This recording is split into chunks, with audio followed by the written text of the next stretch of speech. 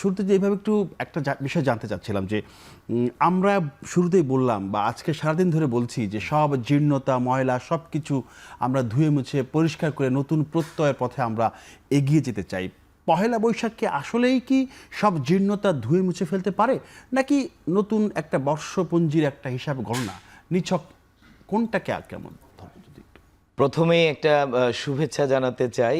এখন প্রকাশের মাধ্যমে যারা দেখছেন তাদের সবাইকে বাংলা নববর্ষের শুভেচ্ছা, এবং একই সাথে বাংলাদেশে যেমন আপনার বিজু আছে, ফুল বিজু, মূল বিজু, যারা করছেন বৈশুখ, সাংগ্রাই, বিশু আছে, চানক্রান, সাংলান, বিভিন্ন যে জাতিগোষ্ঠী আসলে তাদের যে বর্ষ বিদায় এবং বর্ষ বরণের যে পরব এবং কৃত্য, সেটা সবাইকে শুভেচ্ছা জানাই।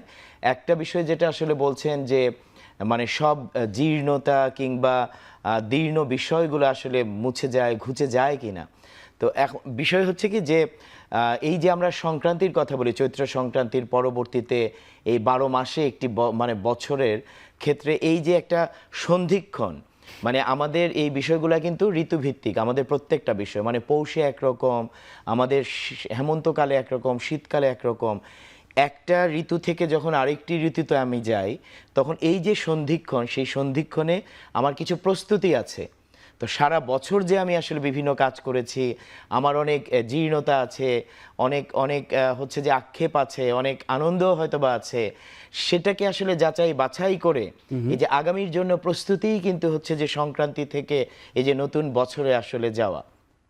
সেক্ষেত্রে আপনি যে জীর্ণতার কথা বলছেন, এটা আসলেই ঘুচে মুছে যায় কিনা, সেটা কিভাবে সম্ভব বলেন?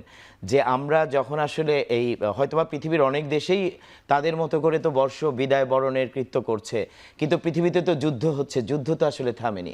গাজায় মানুষ মরছে, ইরানে মানুষ মরছে, এবং পৃথিবীতে এখনও 30,000 বাচ্চা না খেয়ে ঘুমাতে যায়। আমাদের কাঠামোগত বৈষম্য আছে, আমাদের অনেক নদীতে পানি নাই, দূষণ আছে, দখল আছে।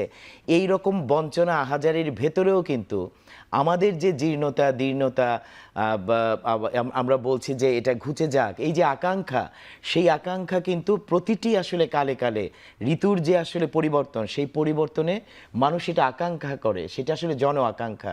যেটা আপনি দেখবেন যে মানে মুক্তিযুদ্ধ এবং কৃষক আন্দোলনের ধারাবাহিকতায় আমরা যদি দেখি আমাদের জুলাইয়ের গণ অভ্যুত্থান, সেখানেও কিন্তু জন আকাঙ্ক্ষা, আকাঙ্ক্ষা কি আকাঙ্ক্ষা, মানুষ বহুত্ববাদের আকাঙ্ক্ষা, মানুষের হচ্ছে যে একটা ইনক্লুসিভনেস, একটা মানে একটা ভুক্তির আকাঙ্ক্ষা। আজকেও যদি দেখেন, এই বছরও আপনি নিশ্চয়ই খেয়াল করেছেন, ডলি মণ্ডলও খেয়াল করেছেন যে শোভাযাত্রার নাম যাই হোক না কেন, নাম নিয়ে আপনি যেই তর্কই করেন না কেন, মঙ্গল আনন্দ কি বৈশাখীতে কিছুই যায় আসে না, কিন্তু এই যে আকাঙ্ক্ষা মানুষের, আপনি এখানে বিভিন্ন জাতিগোষ্ঠীর মানুষ দেখতে পেরেছেন, বিভিন্ন পোশাক, এবং আপনি যে মোটিভ দেখেছেন মানে বিভিন্ন সময়, এই যে একটা মানে লাল মোরগ, যে মোরগ আসলে ভোরের বার্তা দেয়, তাই না? এই যে লাল মোরগ দিয়ে আপনি দোতারা দেখেছেন, দোতারা তো নিছক আসলে দোতারা নয়, দোতারা তো এমন একটি প্রতীক, যে প্রতীক আসলে বার্তা দিয়েছে।